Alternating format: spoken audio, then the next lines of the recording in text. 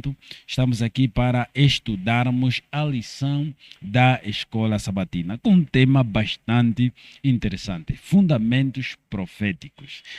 Hoje estamos aqui com os meus dois convidados residentes, pois embora tenha sido do hábito 3 convidados, mas hoje estamos aqui com 2. Estamos aqui presente com o Henrique Lomati Tsing e o Justino Kakumba. A lição de hoje tem como tema fundamentos proféticos, já os disse. Então estude a lição conosco até no final da nossa programação. E você que está nos seguir a essa hora, partilhe essa live, manda a sua mensagem, estude conosco a lição, mande a tua sugestão, até porque é mesmo a palavra de Deus. Estamos simplesmente a partilhar a palavra de Deus. Você que ainda não tem essa lição, não é? O painel, irmão Justino, muito boa noite. Muito boa noite, obrigado. Boa noite, Mastanga. Boa noite aos nossos internautas, nossos facecambas. Muito boa noite. É sempre um prazer memorável estarmos diante dos nossos irmãos em todo canto do mundo para juntos podermos estudar e partilhar aquilo que são as boas novas vindas dos céus. Obrigado. É verdade, boa noite, boa noite. Irmão Henrique, muito boa noite. Olá, muito boa noite.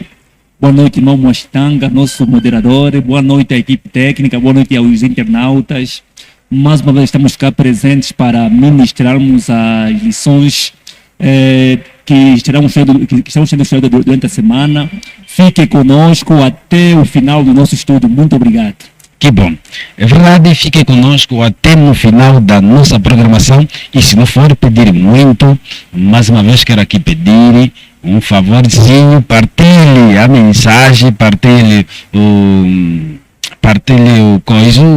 a lição, até porque estamos aqui falar praticamente da palavra de Deus. Partilhe para que os outros também tenham acesso a essa live. Talvez, digamos que a lição dessa semana é meia complexa, ou a lição desse trimestre número 7. Que tem como seu tema fundamentos proféticos. Essa nossa lição tem como tema fundamentos proféticos. E quero aqui passar em revista o versuário. Diz o seguinte: depois disso, ouvi a voz do Senhor, que dizia: a quem enviarei? E quem há de ir por nós? Eu respondi: eis-me aqui, envia-me a mim. Isaías 6, no seu verso 8. Para você entender na íntegra o versuário, importa que você nos siga até no final da nossa programação. Então, vou pedir já o irmão Henrique para nos dar uma introdução concernente o tema, a quem enviarei, pergunta a Deus, e a lição também de sábado de tarde, a quem enviarei? Ok, muito obrigado, irmão Mostanga, mais uma vez. A lição diz fundamentos proféticos. E esta lição traz um versuário incrível que encontramos no livro de Isaías 6, o verso 8. Essa mesma lição, tal como vimos na semana passada, leva-nos mais uma vez na sala do trono, lá no santuário celestial. Então, é visão, Isaías, João, Ezequiel e outros profetas foram lá levados. Então, logo que foram levados, eles conseguiram notar os elementos presentes na sala do trono, elementos especiais. Okay. Então, é dali que vem o nosso verso para memorizar. Se o irmão nos seguir, veremos que Isaías, quando se depara com a sala do trono, ele nota a sua pequenez. E ao notar a sua pequenez e a sua natureza pecaminosa, ele se sente impuro. Sente-se impuro, incapaz de pregar o Evangelho de Cristo. Então, dali ele, quando se for no livro de Isaías, o 6, começando no verso 1 até 6, logo que ele vai à frente do trono, ele diz que aqui estou mal, estou tramado, porque estou diante de coisas santas que nunca vi. Então é dali que aparece um serafim, não é, com uma tenaz na mão, e essa tenaz, com fogo, purificou os lábios de Isaías. Okay. E logo que os lábios de Isaías foram purificados, então Deus pergunta novamente, afinal, a quem enviarei? E quem irá por nós? É assim que então vem o versuário que encontramos no livro de Isaías 6, verso 8, diz que não. Então Isaías responde: envia-me. Ele diz: eis-me aqui, envia-me a mim. Eu irei. Porque ele sentia que agora ele estava totalmente purificado e em condições de levar aquilo que é a palavra do Senhor. Que bom, que bom. Feita a introdução do irmão Henriques, agora sim vamos fazer a introdução do nosso irmão Justino. Justino, só mesmo pela lição de sábado de tarde no seu versuário, a quem eu enviarei? Essa palavra parece muito bonita, Deus perguntar a quem eu enviarei. Muito obrigado. Esta lição nós vamos encontrar primeiramente bem lá no livro do profeta Isaías. Mas eu gostaria de fazer uma menção e explicar o seguinte. Se nós olhar desde o primeiro livro de Isaías, primeiro capítulo, até o quinto capítulo, por exemplo, nós vamos encontrar aí histórias, né? Então, o profeta começa fazendo aí alguma história a explicar a maneira como o povo foi se afastando de Deus, e vamos encontrar aí um resumo daquilo que é a vida do profeta. E ele faz uma apresentação do seu livro, mas quando chegamos já ali no capítulo 6, então parece que a coisa começa a ficar um pouquinho mais séria, a coisa começa a apertar. Mas eu pude compreender que aí Isaías encontrou algo que todo cristão deveria encontrar. Isaías teve um encontro com Deus. Muito antes de falarmos com propriedade sobre da palavra de Deus, muito antes de fazermos o trabalho de Deus, precisamos primeiramente ter um encontro com Deus. E foi isso que aconteceu com o profeta Isaías. E ele foi levado em visão ao trono da graça. E sabem, às vezes nós olhamos para o nosso trabalho, parece que trabalhamos muito para Deus, parece que fizemos muito para Deus. E Isaías parecia que já trabalhava muito, Isaías parecia que fazia muita coisa em prol de Deus, mas quando ele foi levado à sala do trono, quando ele foi levado lá, na presença do Senhor, ele olhou para a glória do Senhor, olhou para os afazeres do Senhor e ele disse que, ai de mim, eu estou perdido, sou um homem de lábios impuros, habito no meio de um povo impuro e não tenho. Ele viu a glória de Deus, a maneira como os anjos querubins reverenciavam a Deus. Isaías olhou para aquele cenário todo, diz que ai de mim, estou perecendo. Então, como o irmão Lumate já disse muito bem, um querubim voou, né? Tirou uma brasa do lado e foi queimar os seus lábios, sinal de purificação, sinal de que o profeta estava limpo de coração. Aquela brasa significa que os pecados de Isaías foram perdoados. E depois disso, o Senhor agora olha para Isaías e pergunta: quem há de ir por nós? E Isaías responde com uma voz viva, com muita alegria no coração, diz que eis-me aqui, Senhor, e envia-me a mim. Então foi um momento de bênção para o profeta Isaías, para poder, fez com que ele pudesse trabalhar em prol da causa do Messias. E daquele momento, Isaías não parou mais. Quando vamos olhar revirar todo o livro do profeta, vamos ver que ele não parou mais, trabalhou firmemente. E vai aí o apelo que cada um de nós precisamos ter um verdadeiro encontro com Deus. Quando tivermos um encontro verdadeiro com Deus, então nós podemos conseguir falar com propriedade da palavra de Deus. Que bom. Foi feita a introdução da lição Fundamentos Proféticos. Para você que nos segue, estamos estudando a lição número 7 e vamos fazer um resumo. num percurso de 40 minutos o máximo. Então, estude com a nossa lição mais uma vez, o convite está aí feito e mande seu comentário. Se porventura tu tiver um comentário em que os meus convidados não chegam de enfatizar alguma coisa que talvez teria ajudado uma ou outra pessoa, mande nos comentários, teremos todo o prazer de aqui ler a mesma lição. E assim feita a introdução, já está aqui a lição de segunda-feira, que o próprio tema da lição de segunda-feira foi reiterado a partir do verso áureo. A quem eu enviarei? A quem eu enviarei? A lição de domingo. Então vamos já dar aqui a palavra ao nosso comentador, irmão Henrique Schlumati. Desculpa, eis-me aqui. Exatamente, eis-me aqui, envia-me. Obrigado. Exatamente. Fiquei apaixonado com o verso áureo. Ok. Mais uma vez, realçar que muitos elementos já mencionamos logo na parte introdutória, porque o nosso verso para memorizar tem relação com a lição já de domingo. Então, Isaías é levado na sala do trono. Lá ele reconhece que é totalmente pecador. Okay. Então, quando reconhece que ele é pecador, então Deus o purifica. O que nós devemos fazer atualmente também na nossa vida espiritual? Primeiramente, para que Cristo perdoe nossos pecados e nos purifique. E não só sabemos que Cristo morreu por nós na cruz. O sangue de Cristo é purificador. Mas antes de tudo, para que esse sangue seja purificador na nossa vida, temos que reconhecer a nossa natureza pecaminosa, tal como ocorreu com Isaías.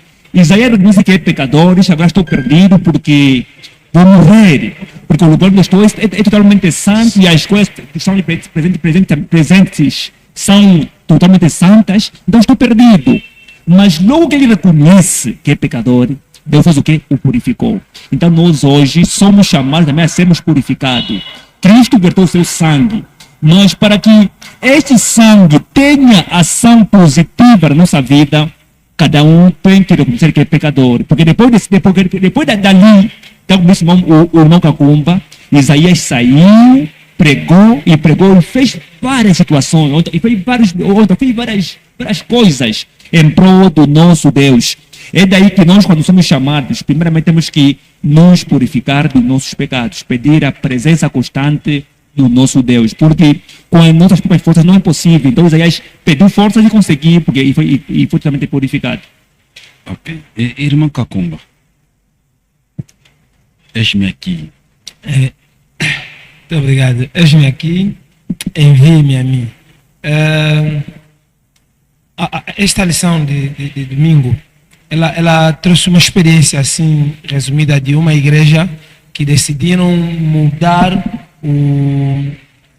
ou seja, decidiram desarrumar o porão da igreja para poder fazer com que a sala de reuniões, de encontros seja maior, para albergar mais gente. E a um dado momento diz que a primeira coisa que eles fizeram foi colocar luzes. E as luzes mostram, né, as dificuldades que existem. As luzes, elas apresentam, dão um contraste real daquilo que são as coisas. E quando eles colocaram aquelas luzes, parece que a coisa era a primeira coisa, para estar mais bonito, pode estar iluminada. E as luzes são normalmente assim, dão esse tom. E nós conseguimos ver aqui no nosso cenário, as luzes dão assim dão um esplendor. E não foi diferente com Isaías.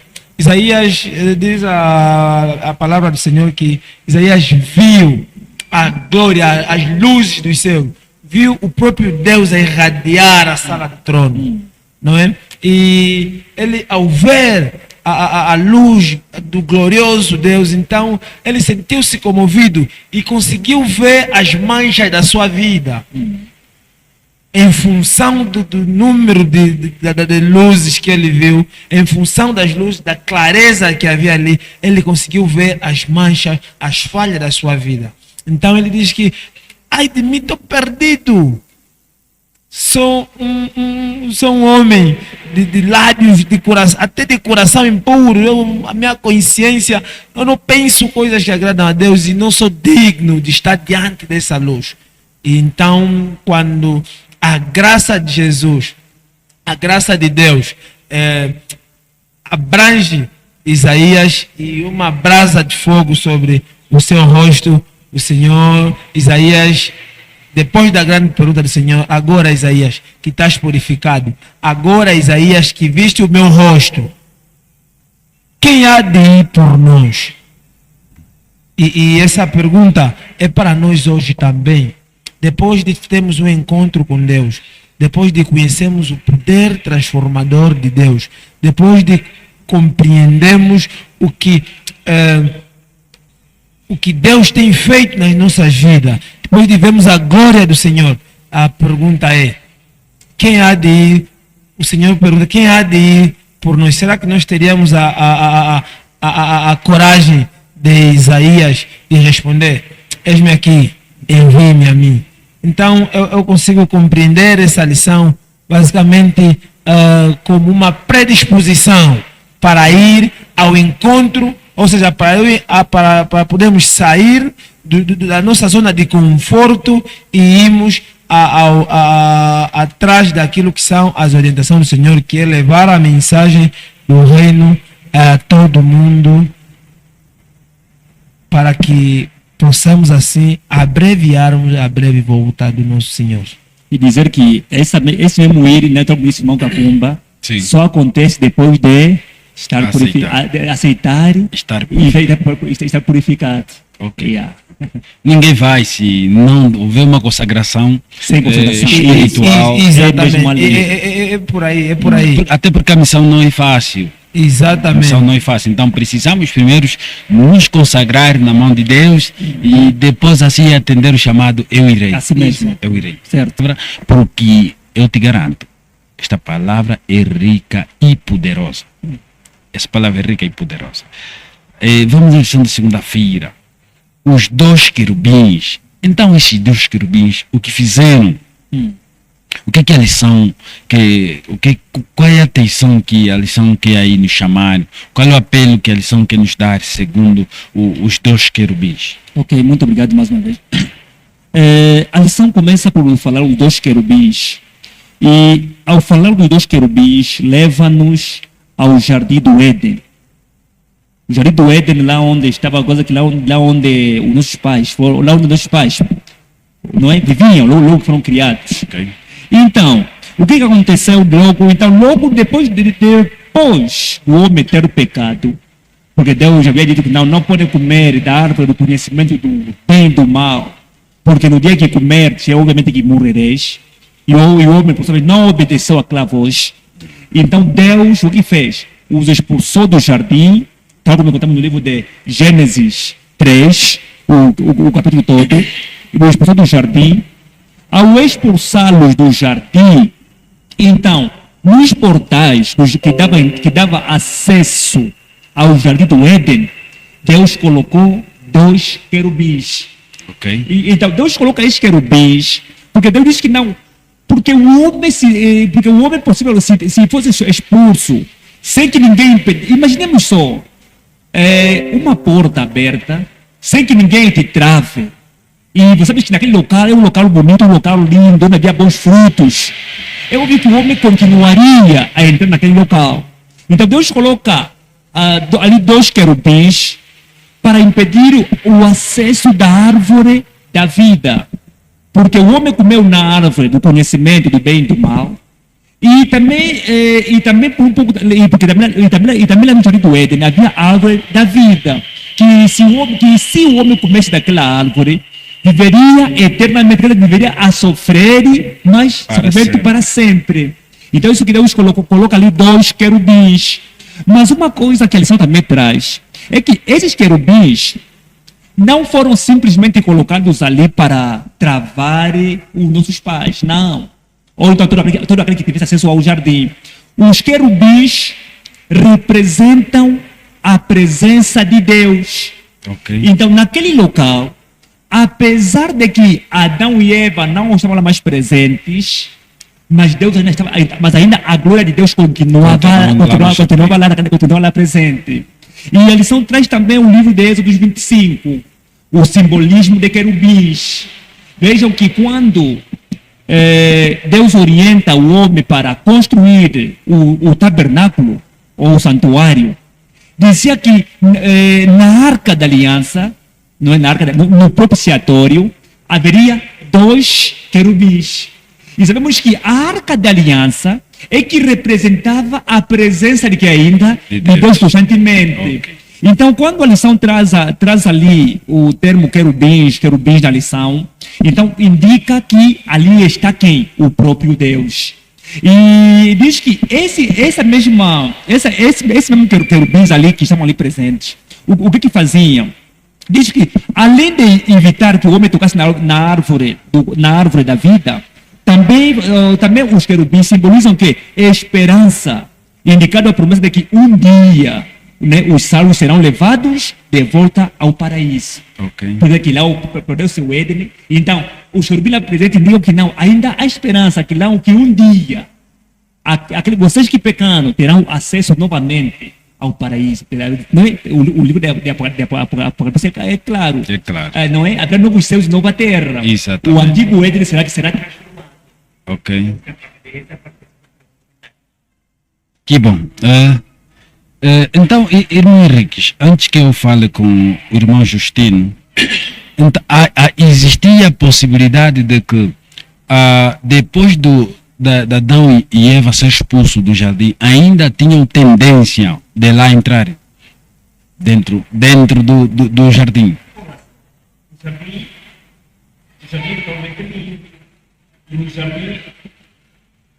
Por favor, produção, temos aqui uma falha do microfone do irmão Henriques.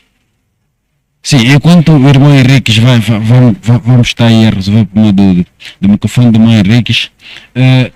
Irmão Justino, os 2 querubins, aqui o irmão Henrique já disse muito bem que ainda quando Adão e Eva foram expulsos pelo jardim, tinham tendência, a lição diz isso, tinham tendência de lá entrarem, mas Deus privou.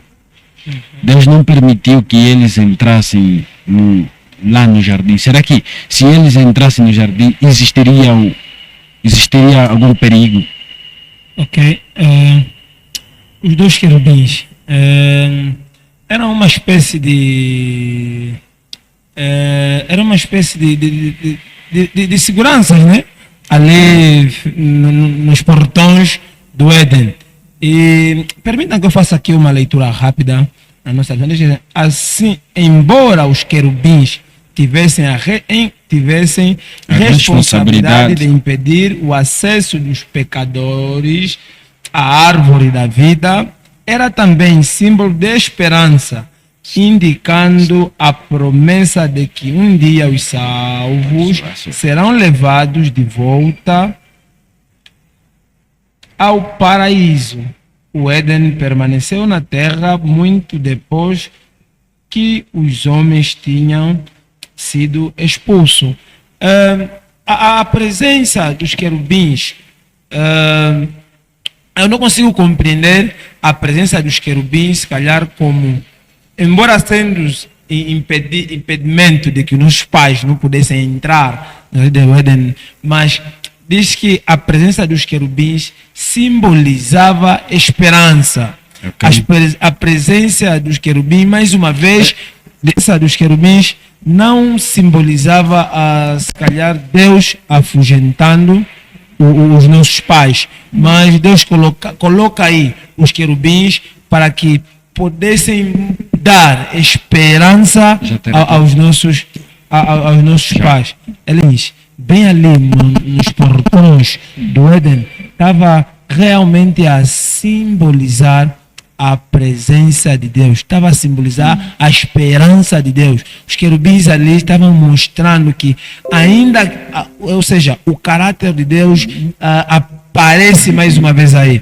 A misericórdia de Deus aparece mais uma vez ali. E os querubins ali simbolizavam isso, de que independentemente da falha de nossos pais, independentemente da maneira como eles falharam contra Deus, ainda assim o Senhor tinha uma promessa de poder resgatar, a promessa do Messias, a promessa daquele que poderia vir e morrer em favor dos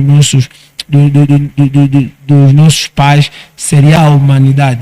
Precisamos ter a certeza de que Deus é justo e fiel em cumprir as suas promessas. E o Senhor não vai falhar. Então precisamos manter firme na promessa do Senhor, porque Ele não vai falhar. Obrigado. Bem, eu quero aqui voltar à pergunta que já tivera feito ao irmão Henrique. Certo. Se porventura existia um perigo eminente, né? Aquele momento quando Adão e Eva foram expulsos do jardim. A lição diz que Deus colocou querubins aí para que eles não voltassem a entrar dentro da arca. A pergunta é, será que existia um perigo eminente? Olha, primeira situação é que nós precisamos compreender que nossos pais falharam. Exato. Adão e Eva falharam. E ao expulsá-los do jardim, né, do Éden, era uma consequência daquilo que foi os seus pecados. Exatamente. Era a consequência dos seus pecados, uma das consequências. Não eram dignos. Exatamente, era expulsá-los do jardim. Porque imagina que o pecado, ele trouxe separação entre nós e Deus. O pecado, ele criou uma barreira. Porque quando Adão e Eva pecaram, quando o Senhor vem, isso está registrado lá em Gênesis, quando o Senhor vem, o Senhor pergunta: Adão, chama por ele. E o normal não era o Senhor chamar por Adão. O normal era Adão ir ao sentir a presença de Deus, ir ao encontro de Deus. Um pai chega em casa da sua filha, veio correr. Exatamente, e sair, dar um abraço. Exato. Mas naquele dia, Adão simplesmente escondeu-se. E quando o Senhor chegou, Adão onde está? Ele diz que Adão já não conseguia ver a glória de Deus. Adão já não conseguia contemplar a Deus, porque o pecado criou essa barreira. Certo. Então, provavelmente Adão já não conseguiria estar ali, diante da presença de Deus, porque no Éden a presença de Deus era visível, o contato com Deus era direito. Então o pecado cria essa barreira. Então houve a necessidade de tirá-los de onde? Do jardim. E sabem, Deus ao tirar Adão e Eva do jardim, era mais uma demonstração de amor. É assim mesmo. Era mais uma demonstração do amor, e eu volto a enfatizar, mais uma vez, o caráter de Deus é apresentado nesse cenário.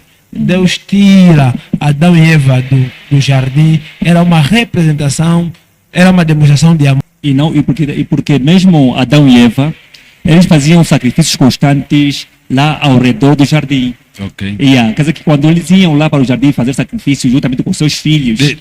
Desculpa, irmão, enquanto o irmão Henrique vai dando o final da lição de segunda-feira, gostava que o irmão Justino preparasse a lição de terça-feira.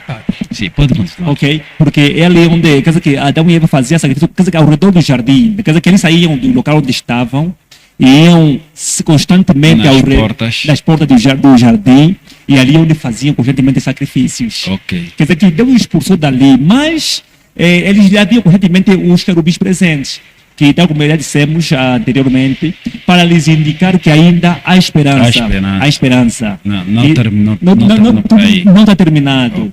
Não está terminado. Então, um dia esse local ali será renovado. Mas só que nesse local só estará presente novamente aqueles que forem justos. Que estarem justos diante de Deus. Depois de verem 1000 anos no céu, então viverão novamente no novo Éden, que será essa mesma terra. E a propósito, nessa nova entrada do Éden, será que está incluso estamos inclusos? Aí já estou, todos redimidos por Jesus. Todos aqueles que acreditam em Jesus como seu Salvador. E o aceitam e cumprem com aquilo que Ele ordena. Então são os candidatos a estarem no novo Éden. Exatamente. Bem, vamos aqui falar da lição de terça-feira.